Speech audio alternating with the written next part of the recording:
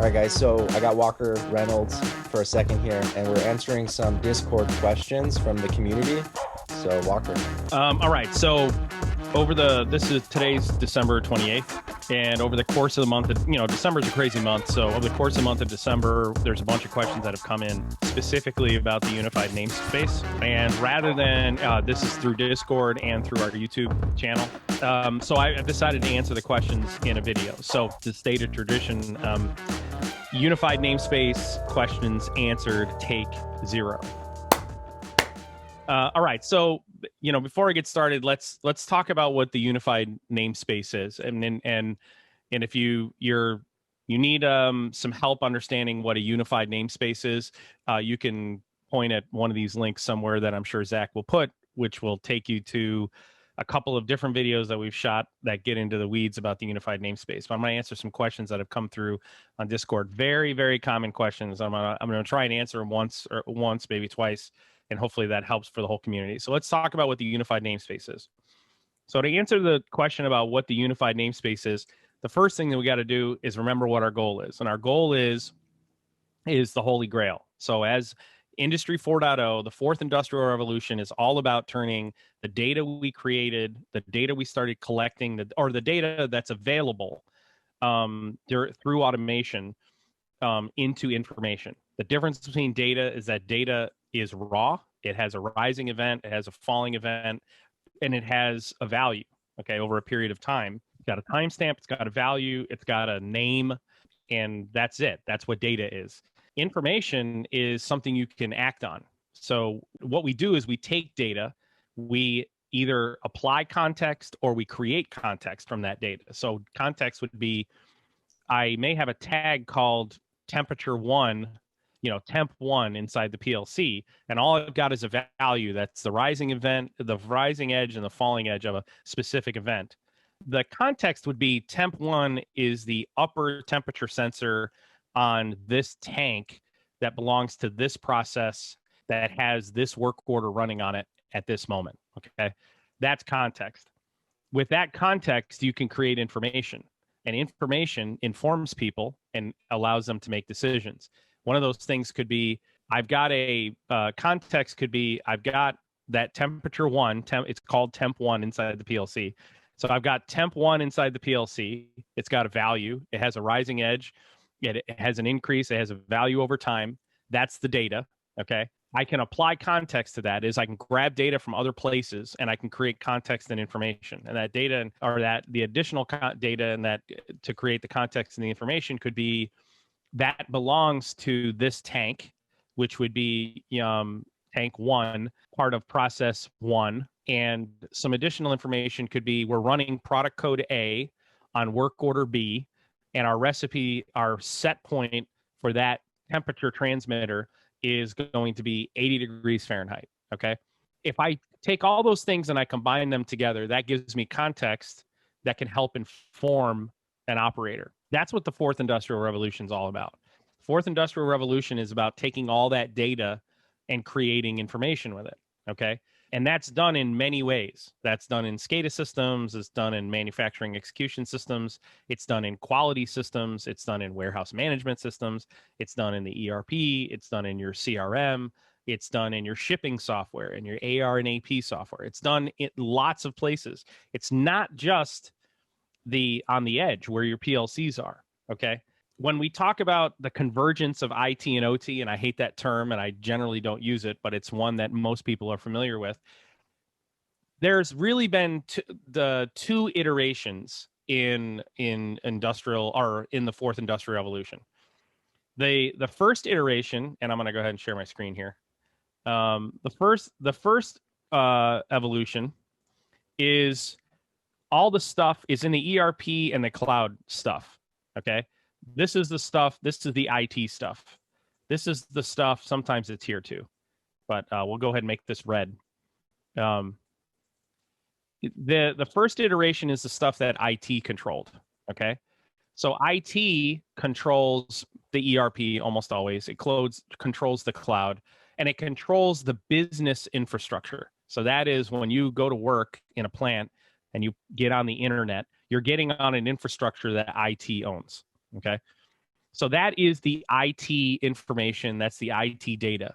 For 2 decades, 3 decades, the IT groups have moved to open architecture solutions a long time ago, with the exception of ERP. ERP is generally the monolith, right? But it's not generally open architecture. Okay, although there are ERPs today that are open architecture. Remember, the definition of open architecture plays nice with anything in your ecosystem.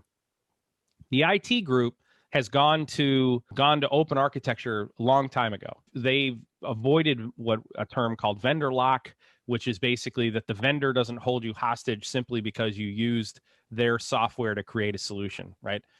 IT moved to that type of open architecture without vendor lock decades ago. But operational technology, okay, that is the plant floor stuff, okay, has not gone to open architecture in general. Okay. This stuff, this operational technology, the stuff that's on the plant floor, is generally not owned by IT. It's generally owned by operations. And the engineering group and the electrical group generally own the network that all the equipment lives on. Now, this isn't always the case, but it's most of the time it's the case. And the reason why is because the rules that the IT group put in place to secure data, to stay compliant with Sarbanes-Oxley when it comes to your ERP data, right? But to stay in compliance with best practices for network security, makes it next to impossible to run your business on the plant floor. So what they do is they create a completely separate ecosystem, which is your operational technology, one that is generally outside of the purview of IT. And so the people who make the decisions about how the networks are architected on the plant floor, what solutions you use, what are the minimum technical requirements for those solutions, are not IT people. They are generally engineers. They are generally automation engineers, industrial engineers, manufacturing engineers, and they kind of have their own little ecosystem on the plant floor that they're in control of. But there are some rules that IT puts in place that says, well, in order for you to do whatever you want, we basically have to have an air gap between your network and our network. Okay, so that was the first rule. The first rule was, well, we're just not going to let you take any of this stuff that's on the plant floor and connect it to the business network and get out to the internet. Okay. And so there's basically an air gap that the plant floor has its own network, but it's not really connected into the overall infrastructure. Now, the first step was they put workstations in between these two networks, or created a DMZ, or they created more and more. They realized that they needed to take the information, the data that's in these solutions, and get them to cloud-based solutions, or get them to a single source of truth, et cetera. So what they did was they put little workstations in the middle, or they put a DMZ in the middle, and they made like explicit connections. That is, the MES is allowed to connect to the ERP only over port A, and that's it. And it can only be, a one-way connection or whatever, right? Or we use a certificate here and a certificate here, and we have this explicit connection.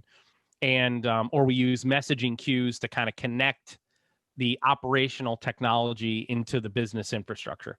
None of that works. Okay, I've been doing this a very long time. It doesn't mean that you can't. It's not going to work in a small capacity, right? That is for like a specific use case. It may work, but it's not going to work when it comes to digital transformation, Industry 4.0, or the Holy Grail. Now, let's remember what the Holy Grail is. Let me get over here. The Holy Grail is a fully integrated business made up of digital factories, and there are some requirements of that. Okay, so what we're trying to achieve with digital transformation is we want everything and everyone to be plugged into the network. Again, many of you have heard this before, but don't fast forward through this. You need to keep this in the forefront of your mind, what your goal is here. The layers of the business are integrated and operate based on data and information from all of the other layers in real time. So these are the layers of the business. This is another way of looking at the layers of the business. This is how manufacturing works: CRM, ERP, MES, SCADA, PLC, HMI, warehouse management, shipping, AR, AP. This is everyone. Okay, this is the layers of the business. Right now, SCADA doesn't generally have any information from the CRM or the ERP. MES may have some information from the ERP. It may not. It should. It should seamlessly be able to retrieve information, master data information from the ERP and bill of materials. But this anybody who's been doing these types of integrations can tell you that oftentimes this connection between MES and ERP is next to impossible.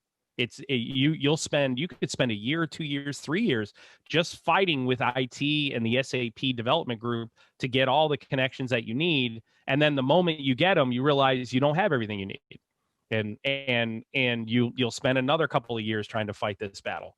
All right, so let me go back to our holy grail. All right, so all layers of the business are integrated and they operate based on data and information from all the other layers in real time.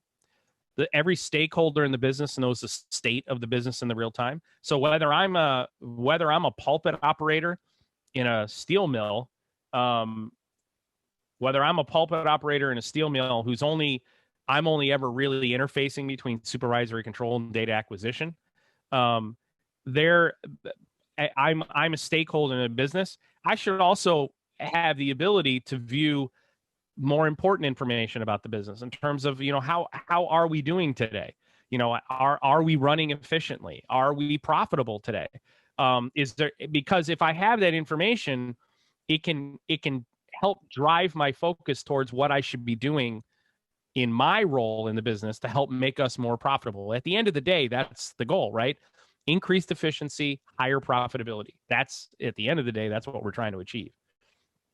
Also, stakeholders know the future state of the business in real time.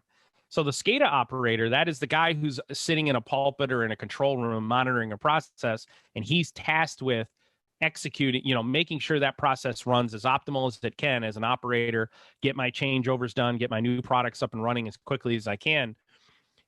Right now, we're really good at understanding the state of the process that I'm managing at this very moment. We're pretty good at that. We're terrible at predicting what the future state's going to be unless I make a change. Okay, so this is a huge step in terms of Industry 4.0.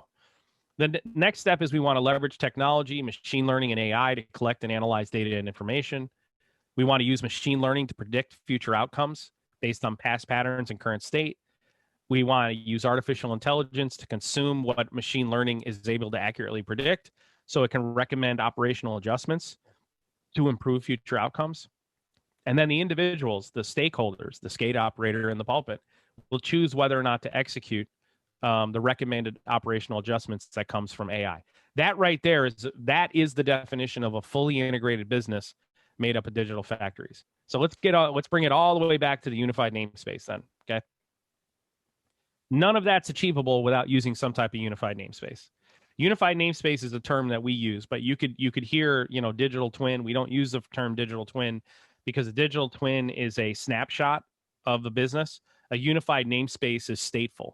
Okay. It's a single source of truth of your business that contains all the information, not just what's the state of the business right now, but also what was it previously and what do we predict it's going to be. Okay.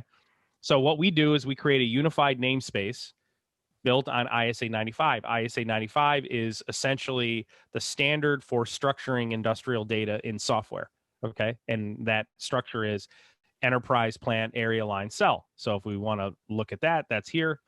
That's this structure. We create a unified namespace that's that's a single source of truth. It's one location for all of your consumer applications to go to both consume the data it needs to create information and a place to publish its information back into the unified namespace for other consumers to use. All right, so that's the unified namespace. Each individual application, each PLC, each piece of software has its own custom namespace. Okay, and sometimes you call that a master data model inside of a unique application. So SAP has its own namespace. It has its own custom namespace for how it manages the software.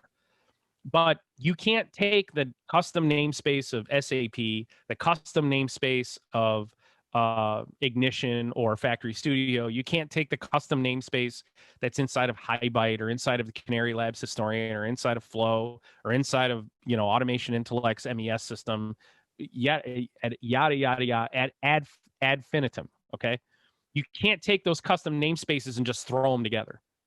What you have to do is apply some technological rules, some minimum requirements, some minimum rules that makes it so that all of those pieces of software become a node in an ecosystem. And what we do is we take that custom namespace, we apply some rules to it, and then we tell it where to publish in the unified namespace so that it has its own unique place inside the unified namespace where the data is organized for other consumer applications to consume and create new information and publish that information back. That's what the unified namespace is. Okay. So now, with all that background, let's answer our questions. Okay. So Jay, on December 7th, this is in Discord, in the Industry 4.0 Discord server. In the Discord server, under the unified namespace channel under Industry 4.0, most of these questions are from in there. Okay. The Discord is a metaphor for the unified namespace in industry. Okay. So, all right. So let's go ahead and answer these questions, and I'm just going to kind of do it organically. So Jay on December 7th said that, something that confuses me, and these two are together. So, so Jay and JS, these two right here are part and parcel of one another. Okay. So Jay said, something that confuses me is why Sparkplug B is so popular. Regarding the unified namespace, it seems like a big design flaw to put all telemetry data under one data topic per device. And I'm going to explain what he's saying here in a second. If my end application only cares about 2 sensors from that machine, why would I want to have the extra traffic and parse through the payloads to figure out if this message contains the data I care about? I understand it's nice since my devices can learn about new payload types automatically, but in practice, how is this helpful? Okay. So on prima facie, so on face value, what Jay is asking, when I read that question, okay, what jumps out at me is that Jay doesn't understand one of our basic rules about digital transformation. And if you've taken Digital Mastermind or you're part of our mentorship program, you'll remember that there's a slide where I go through, and it's basically all the rules about digital transformation, right? Some key points. One of those key points is make no assumptions about how data will be consumed. Okay. Jay's question violates that rule. Okay. Because what he's saying is that if as me as the developer, if my application only cares about 2 sensors from that machine, why do I want that extra traffic? And the answer is because if what you do, when we talk about digital transformation, we're really talking about digitally transforming enterprises. How can I digitally transform my whole business? It's very easy. We talk about this all the time. It's very easy to build a SCADA system for a single process. Okay, that is, I've got a batch process where I've got 3 tanks where I'm mixing Coca-Cola in it. Okay, it's very easy to build a SCADA system there because I have P&IDs, which are the plumbing and instrumentation diagram that's got all the labels for all of my sensors. I've got the PLC program that's got all the tags and add-on instructions, UDTs that I need to handle the automation. I've got a sequence of events that some engineer wrote that's telling me, okay, here's how things are going to happen. Someone has sketched out the ISA 101 wireframes for what the screen should look like. ISA 101 is the level 3, level 2, level 1 navigation inside of SCADA systems. Someone has created the alarm theory diagram. Someone has put together a control theory diagram. Someone has written a functional specification. And so it's very easy to build a SCADA system for an individual process. And part of that process is we don't pull for data from that PLC that we're not going to use. Okay. I may have 100,000 tags inside of the PLC, but I'm only going to, in the SCADA application, I'm going to use maybe 12,000 of them. So I'm only going to pull the 12,000 I'm going to use. Right. The problem is when you do that is that if there becomes a piece of data inside of the PLC that some other application will have to use later, that application, that developer is going to first start by setting up a communications connection, and setting up a polling rate to go get only the piece of information it cares about. Okay. This is this is where you run into your critical mass.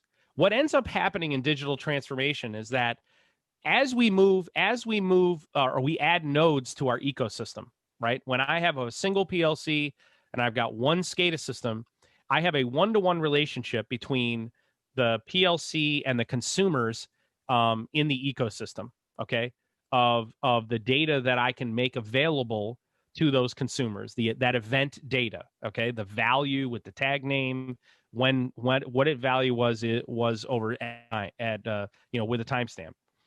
There's a one-to-one relationship. But as we add in nodes, the implication becomes, or the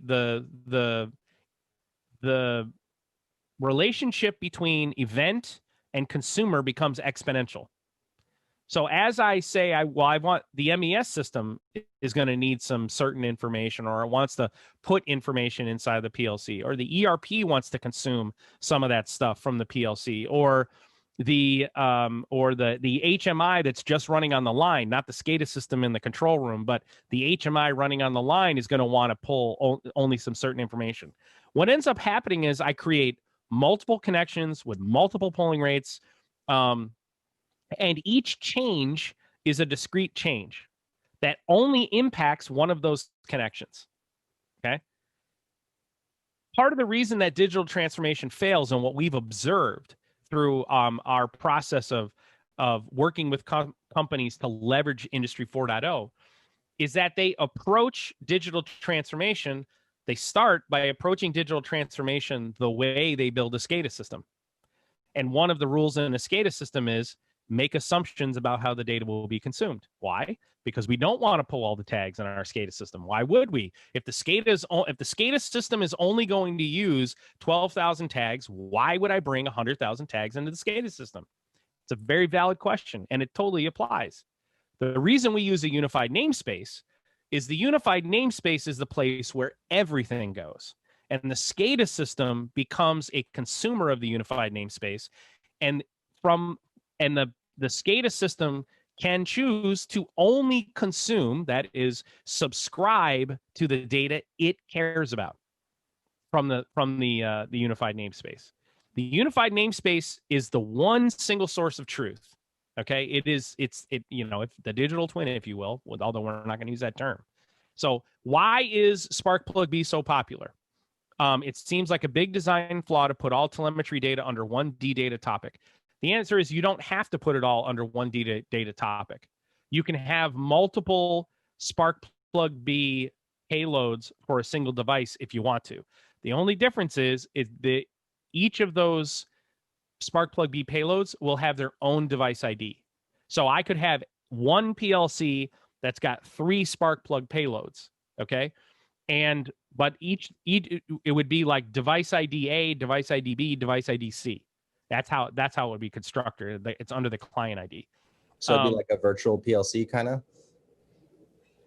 Correct. It would be a grouping within the PLC. So you are not limited to just one data topic. Here's the advantage of doing it that way. Okay, and here's the reason Sparkplug B, why is Sparkplug B so popular? Number one, Sparkplug B is designed to map to ISA 95 by default. It doesn't have to, but you can. It's designed to follow the ISA 95 structure. Number two, it gives you the ability to compress the payload. Okay, so you can compress and encrypt and publish it a huge payload and using a lot less bandwidth. Where the Sparkplug B, if the broker that you are publishing to, or not the broker, but the client who is going to subscribe to that namespace wants to consume, has the ability to consume Sparkplug B payloads, the parsing happens automatically on the client side. All right. So for example, Ignition is a tool that can decipher Sparkplug B formatted payloads. So let's say, for the sake of argument, that what I want to do is I want to publish everything from my PLC. That is every tag, every add-on instruction, you name it, every element in every array. I want to publish all of that in one, over Sparkplug B. the consumer, the user of that data, doesn't see it as one big, huge JSON. The consumer application does, and it parses it. And the consumer, the developer who's working with the data, sees it in the same form they would have seen it in the in the Sparkplug B client that's publishing it. Okay. So I want to go a little bit here. So if my end application only cares about 2 sensors from that machine, why would I want to have the extra traffic? The answer is because eventually you want all the stuff in the PLC. This is something we can guarantee, okay? Just because you're building an application that only uses 2 sensors doesn't mean that your data scientists are only going to care about those 2 sensors. So why force the data scientists to create their own custom connection? Why do that work over and over and over again? Because it's the same amount of work to bring data for 2 sensors as it is to bring the data for 12,000 sensors. Okay. Here's the other thing. Sparkplug B gives you the ability to say how frequently for this specific Sparkplug B payload, what's the minimum I want to send that information. All right. So you can say that I don't want to publish more than once every minute. Okay. And I'm going to do it report by exception. So only values that are going to change are going to be published. All right. So which vastly diminishes the amount of bandwidth that you're sending over, the traffic you're sending over the network. All right. So the short answer of Jay's question is the reason why is because you cannot make assumptions about how the data will be consumed. All right. How is it helpful? It's helpful because what you're doing is creating an infrastructure for all of the other consumers in the ecosystem. And that helps with scaling your digital transformation solution. That's the answer. Well, JS responded a couple of days later. Let me read what he said. I'm not a Sparkplug B expert, but I can attest to the importance of payloads and data modeling. Vague, inconsistent payloads have been plaguing industrial automation and its end users for decades. They are a very real technical inhibitor. One of the things I want to say to Jay and JS is just because you're using Sparkplug B as the standard for packaging the payload before you send it to the broker, the broker doesn't know that it's Sparkplug B. The application that is turning the topic namespace into the custom namespace or the unified namespace, that knows that it's Sparkplug B.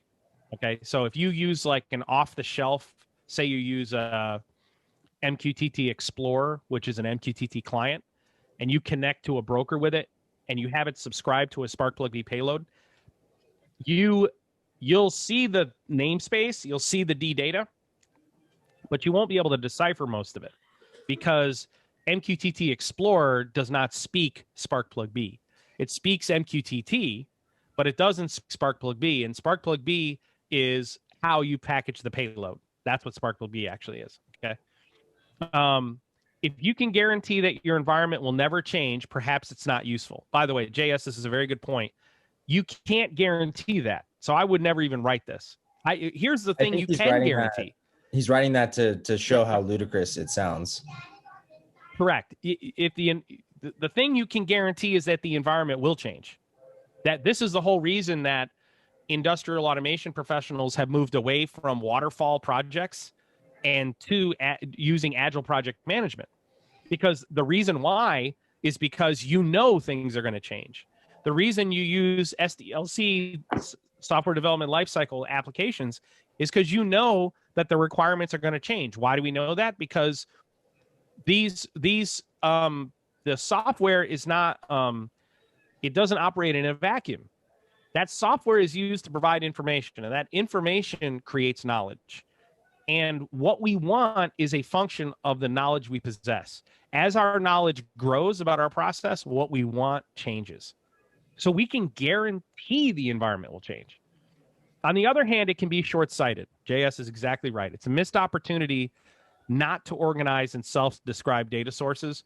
While it's initially more work on the first step, it's almost always pays off.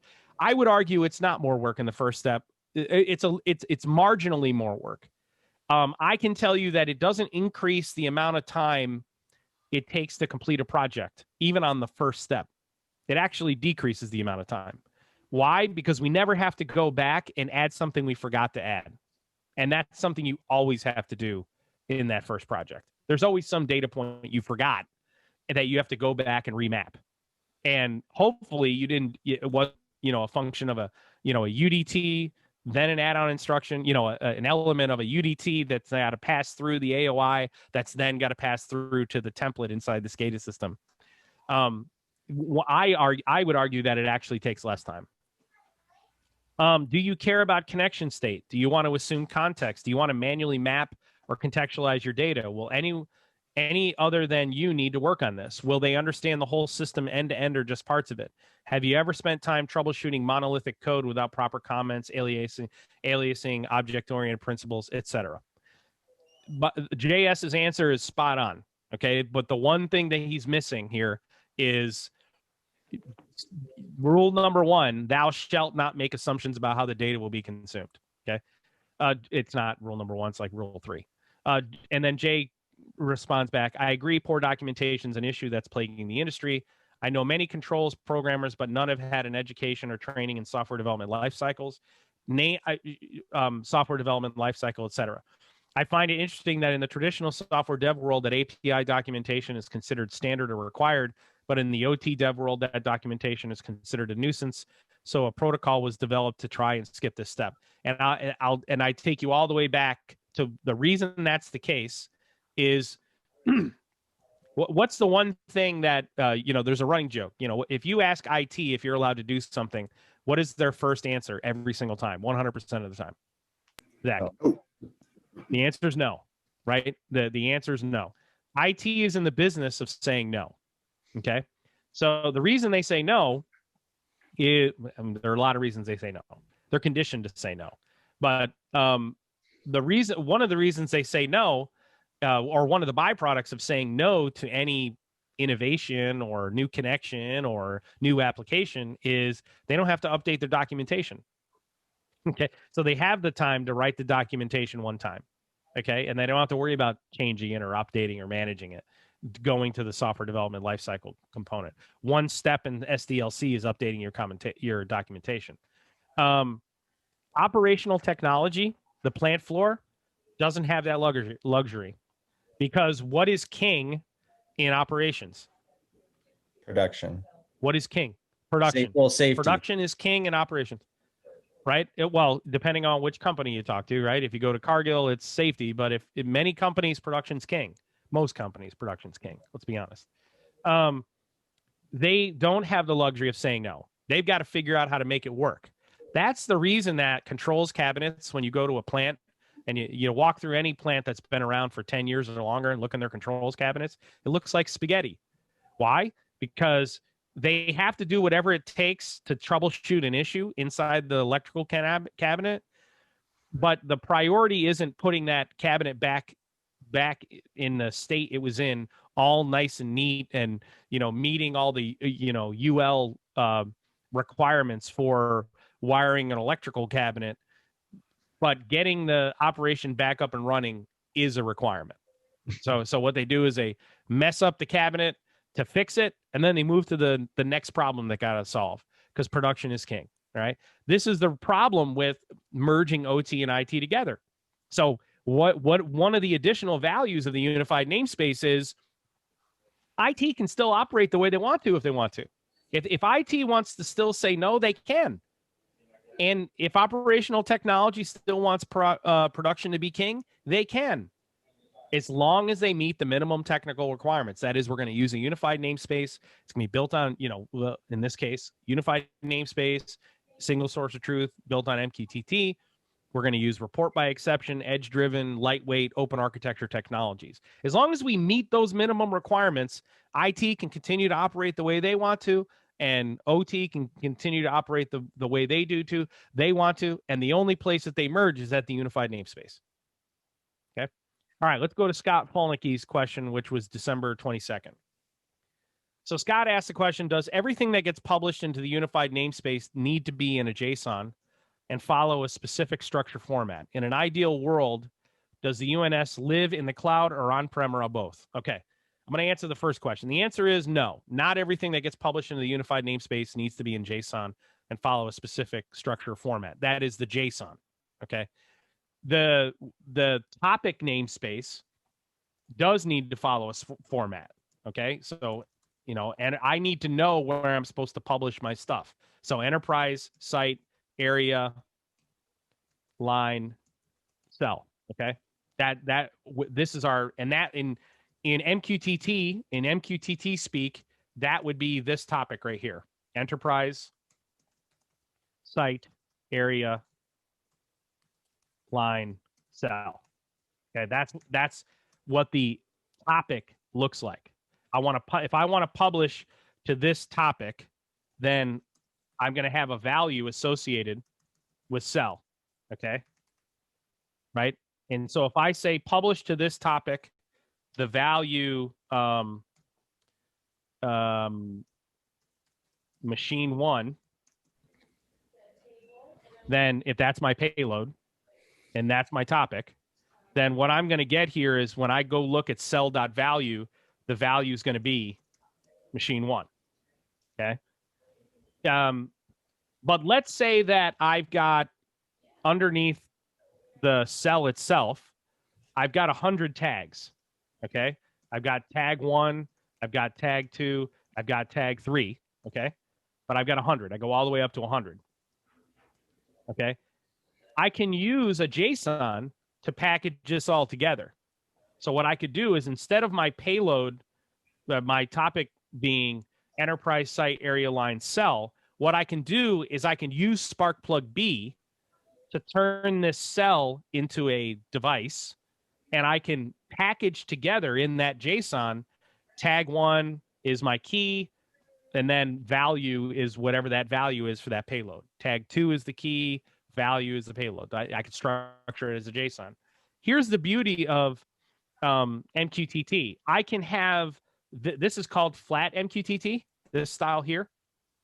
And the JSON style, which I don't know what the first key is, but you know, the whole key value pairs right inside the JSON. What'll happen is if I publish this to the broker, it's going to decipher it and put in it's going to put it into the namespace in the correct structure, right? The beauty of MQTT is I can do both. I mean, there are many structures. There are many payload types. In fact, Ignition, I think, out of the box supports, if you're using the Ignition MQTT or MQTT engine, and you have Ignition connect to another broker, I think it can consume something like 8 different payload structures. You know, Amazon Web Services version, Azure's, Sparkplug B, Sparkplug A. Then you've got MQTT 3.1.1. That's flat MQTT. You got MQTT version 5. It can consume all of them and turn them into tags inside of the application. Okay. So to answer your question, no, it doesn't. It can, and it can live right alongside of flat MQTT topics. Okay. Where you will run into a limitation is if this path is a Sparkplug B path, I don't have the ability to publish a flat topic like underneath the area tag if I wanted to. Okay. What I would have to do is consume the Sparkplug B and append it, and then publish the appended Sparkplug B payload back into the namespace. Okay. So I can put flat topics out here if I want to, but I can't append a Sparkplug B payload with a flat payload. I can't do that. Okay. In an ideal world, does the UNS live in the cloud, on-prem, or both? It lives everywhere. This is very important when it comes to unified namespace. The unified namespace is a couple of things. It's a single source of truth for all data. Okay. Data. Notice I'm saying data. Okay. Single source of truth for all data and most information. Okay.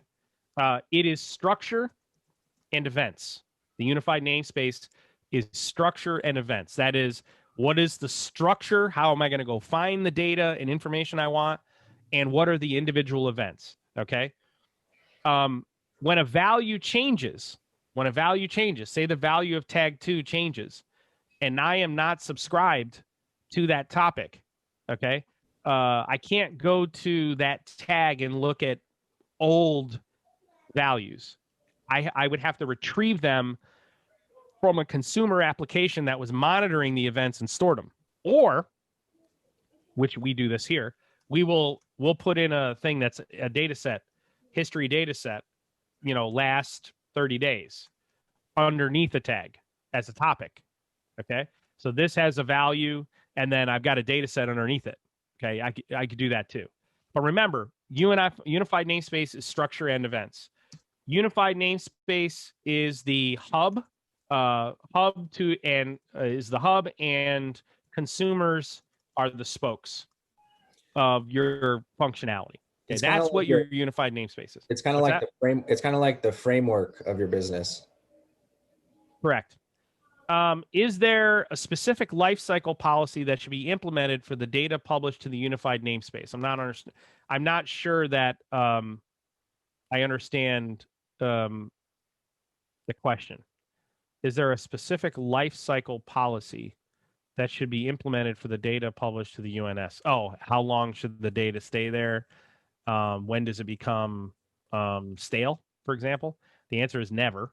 We're assuming that as long as the connection, MQTT is stateful. So as long as the device that publishes the value of a specific payload or a specific topic the connection is still good, then we don't have things become stale. We know we assume that that's the current value, right? Yep. Or if you have that flag. Is there a technical document that I can read to get a better understanding of the architectural and other components and requirements? The answer is not yet. The thing that you really should read, absolutely should read, no doubt about it, is you should read the ISA 95 standard. I think it's part 2 or 3. So ISA 95 part 2 or part 3 that contains the basic model. So the ISA 95 model for industrial data, you want to read that. I mean, the ISA 95 is many documents, but the one that you really care about is the model. And then you want to read the Sparkplug B specification, which is available from the Eclipse Foundation. I think I understand the concept of the 30,000 foot level, but I want to read something that'll help me understand the purpose. The other thing is, either Digital Mastermind or Mentorship, if you're not already taking those, we go into all of this information there. So that he can articulate to technical leaders why it's important. Really, our YouTube content explains everything, but these are the technical details you need to understand. That it's a single source of truth for all data and most information. All applications and hardware become consumers and producers of data and information to a single unified namespace, right? And Scott, if you got any other questions, just reach out. Clarify this a little bit more, and we'll shoot another video. If you'll notice, and then the last, because Scott's his name is green, you'll notice he's already in our mentorship program. All right, cool. So but he's not in Digital Mastermind. If you're in Digital Mastermind, your name is gold. It appears above. Okay. All right. Mastermind. Mastermind Foundation, which is free. And I think you added it to the IIoT mini course. That is an important video to watch for everybody. And then Mastermind step 1 is really where we go into, basically everything you need to sell the concept of UNS. All right. Lake says, how can someone answer a few questions? How do you push data from a database to UNS? So bill of materials, for example. All right. So the way that we generally do it is, if you're using MySQL, you just use the Python connector in MySQL to, you basically run a little Python script. You use the Python connector, runs a little Python script to query the database, structure the payload. You can use the PAHO and Python library to basically take data from the database and publish it. If that's your skill and ability, if you have that skill set. If you don't have that skill set, then the next step up is you use either Factory Studio or Ignition to do that for you. So you take Factory Studio, you connect to your database, and then inside, this is why we talk about you need to have an IIoT platform. That's what Ignition and Factory Studio are. So they are IIoT platforms. Flow Software is another one you could actually do the same thing with. You could also do it with Canary Labs. Also, I probably wouldn't do that unless it was time series data for Canary. And I probably wouldn't do it with Flow unless you wanted to do some type of predictive analytics before you published it. I would, for this specific case, like I want to grab a bill of materials and I want to publish that into a unified namespace, I would be using Factory Studio or Ignition, where basically they're the platform in the center. They're connected to the database, and then it's their job. What you do is you use that platform to query the database and then publish the data set into the unified namespace, which is going to be an MQTT broker in most cases. Since you make the unified namespace to be a single source of truth, where does the data actually lie? It's a single source of truth for current events and structure. Okay. The data lies in the consumer applications. So, you're going to have a data lake, and that data lake is going to contain probably the history of every single event. Now it may not, but it could. The way that we prefer to do it is all of the process history is stored we use a Canary Labs historian. We prefer Canary Labs. InfluxDB is another good one that you can use that it's very, very popular now. But we use Canary Labs just because we like their visualization and dashboarding tools, and the pricing's right. So, but what we'll do is we'll use Canary Labs historian connected to the unified namespace. In Canary Labs, we get to configure what it is we want to historize. So we can pick areas in the namespace and say, oh, I want to historize everything underneath this, or I want to historize just that individual value, or I want to historize just these three, however I want to do it. And then I store that history in the historian, and then I can use the historian to publish a certain amount of that history back into the namespace for applications to subscribe to, so that you wouldn't have to go to the historian to get that data. How do new nodes get historian data? Yeah, go ahead, Zach. Does Canary Labs allow you to publish that data set back to the namespace for other applications to consume by default, or did you have to custom code that? No, you create a connection. I mean, it's not a custom code thing. One of the cool things about Canary Labs is just this, the same thing with OSI Pi is, in OSI Pi, they call it asset frames and event frames, right? I hate the fact that they use the frames term. They do that because, OSI Pi was written by software developers. They're not operations guys. But all the frame is a model, and all a model is a data type. Okay, so for us, we care about in the automation space, we call things UDTs. The data types are called UDTs. So all an asset frame is in a historian it's a template, it's a model, it's a data type. That's what an asset frame is. Canary does the same thing that OSI Pi does. It gives you the ability to create assets. One of the things I really love I actually think Canary does a much better job of it, because one of the beauties of Canary Labs is that they have a tool inside in their asset management tool where you can use Regex to take unstructured data and using pattern matching, you can convert it into structured data in your asset model. So in the underlying technology is Regex. So instead of having to do discrete mapping, like I'm creating an asset frame and then I'm discretely connecting a data point to a specific element in the asset frame, in Canary Labs, I can actually use Regex to look for patterns in unstructured data and get data points dynamically to where I want them to go. And the reason they did that is because Canary was focusing on like oil and gas for these types of applications where you've got 500, 600, 700 wells that are basically the same, but the pump off controllers and all that stuff are different. The model is the same, but the technology that's automating the process is totally different. So you could use Regex. It's just very similar to what we did on that big oil and gas project, Zach, where we created, we essentially had to abstract unmodeled data into modeled data.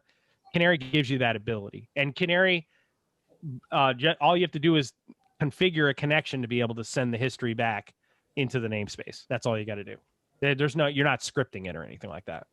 Since you make unified namespace single source of truth, where does the data actually lie? So in the broker, what you have is the structure and the last event. Okay. You also have a list of all of the subscribers for certain names of the certain areas of the namespace. And by the way, if there is no subscriber of a namespace and the quality of service isn't 3, that is, or retain is not flagged, that is when a value was published into the namespace and you didn't say retain equals 1, then, and there's no subscriber of a topic, then that really just goes into the ether. It gets published into the broker, but since there's no subscriber, the value doesn't go anywhere, and it's not sitting in the namespace anymore. It think of it as like a one-shot event, but that's configurable.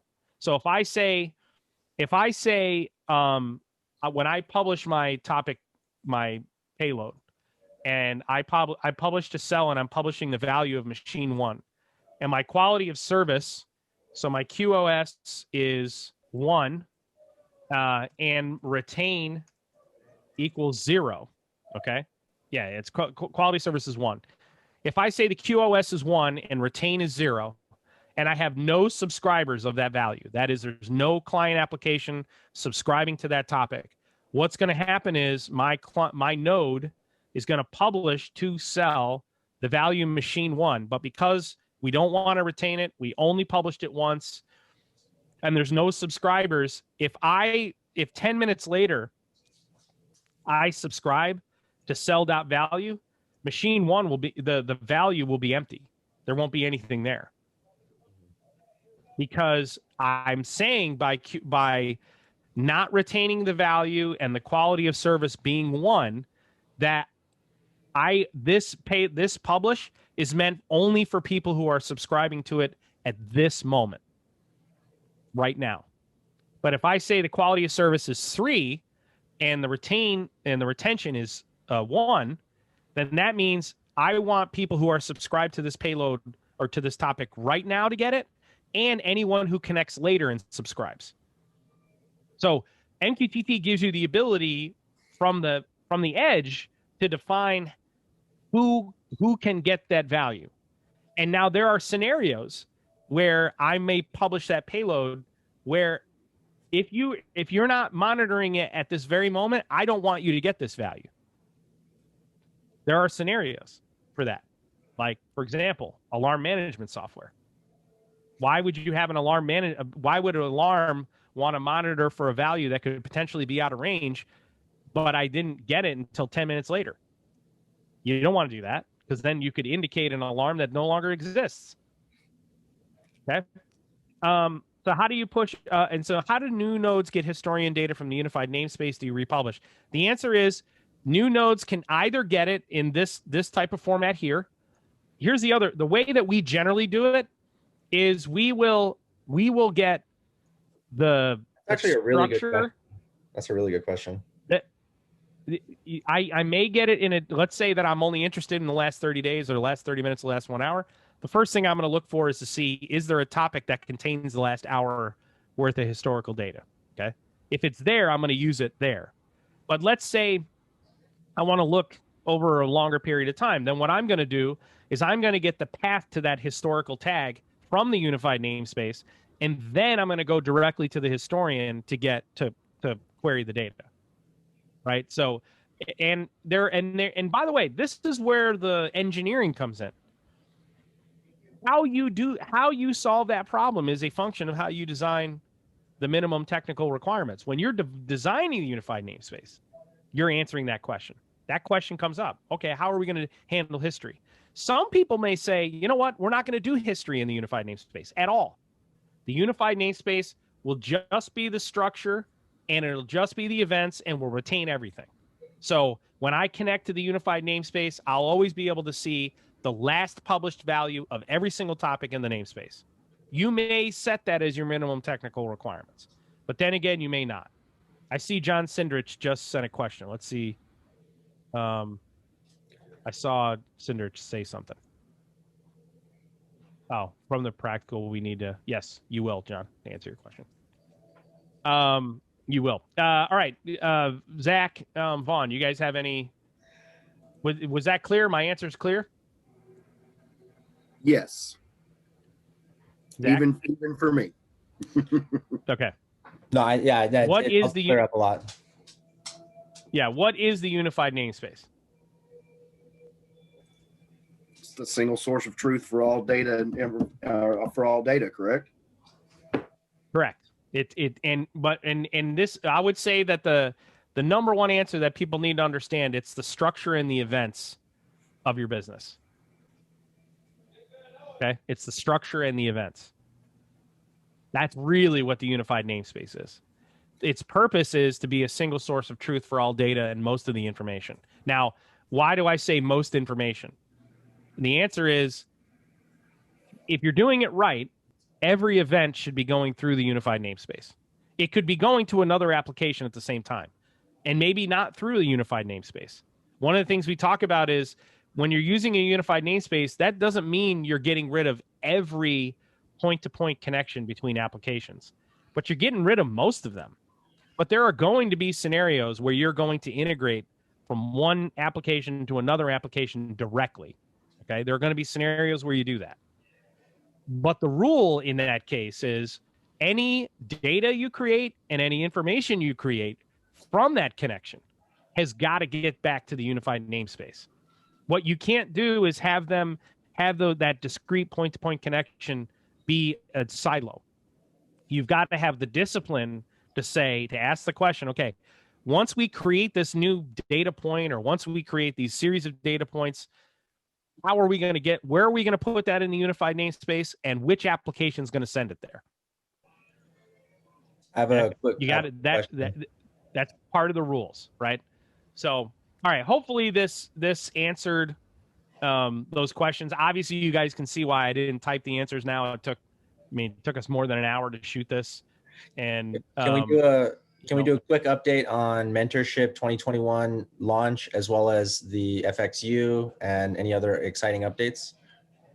Yes. So we've been shooting. So let's talk about Mentorship for 2021. So the Step 1 guys, who are the Federation, they will be receiving their practicals today. Today's Monday, the 28th. They'll be getting the practicals today. Practical was done. Then we wanted to apply. We did the assessment late, where we asked for feedback on Step 1. I wanted to incorporate a bunch of the ideas that came in, and it took a couple of weeks actually to get everything updated and get it through review. And plus, we're dealing with end of year and all that stuff. So everyone should get their practical today. They'll have a couple of weeks. They'll need to deliver by January 13th. The practicals. January 14th is when we start the new sessions. So all the guys who've graduated from Step 1 are going to start Step 2, which is Frameworks University, which is Factory Studio. Okay. And we're shooting all that content now. Because of the holidays, it really messed. We thought we'd have more done last week, and we didn't get nearly as much done as I thought we would.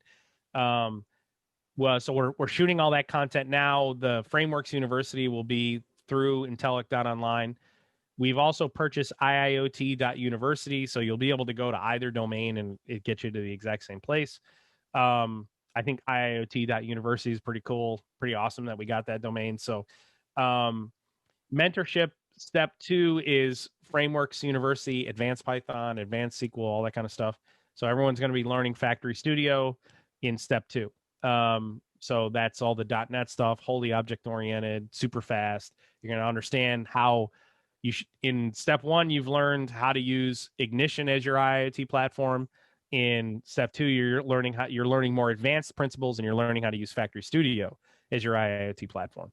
Our second group of mentees, so who they're going to be called the Vulcans, the Step 2 group, so they will be starting Step 1 on January 14th. So on January 14th, we will have the new group step one people who will go through the same training that the first group went through, and the guys that graduate from the first group will start step two. Now, there are some people who, for one reason or another, either didn't finish step one. They're gonna move to the second group and do step one again. So the added advantage for the new mentees who are doing step one is we get to incorporate all the feedback that we got in the first step from the first group. And you'll also have the added advantage of having people who have gone through step one already, but may not have completed all the training, or they didn't, you cannot move on to step two until you pass step one. And it's pretty rigorous. So if you pass step one, it's an achievement. It's not like the rest of, the industrial automation training you've gone through, where no matter how terrible you are, you get a certificate. If you don't understand these principles, if you cannot functionally do this stuff, you will not pass. You're not going to get a certificate. There are no participation awards here. And we're doing that because the community wants that. I mean, the engineers want that. They want to know that this is an accomplishment to pass. So if you're in the next group, you'll have the added advantage of having people who already went through it. So I think it's going to have a really positive impact on people who might struggle otherwise. What was the other question? Or was that it? Oh, Frameworks University. I already said that one. I did that first. Frameworks University is will launch on January 14th. We're shooting all the content. So it's essentially an online rigorous training course that's going to teach you how to use Factory Studio as your IIoT platform. And I talked version 9.1. I talked with Dave and Tolgar at Tatsoft, and they are on board with the mentees. You guys are going to get access to FXU first. So anyone in our mentorship program, you guys are going to get access to it first, a few days before we do the public launch for everyone in the world to join FXU. Perfect. Awesome. All right. People probably got distracted, but there's a lot of really good content in there, and hopefully it's valuable.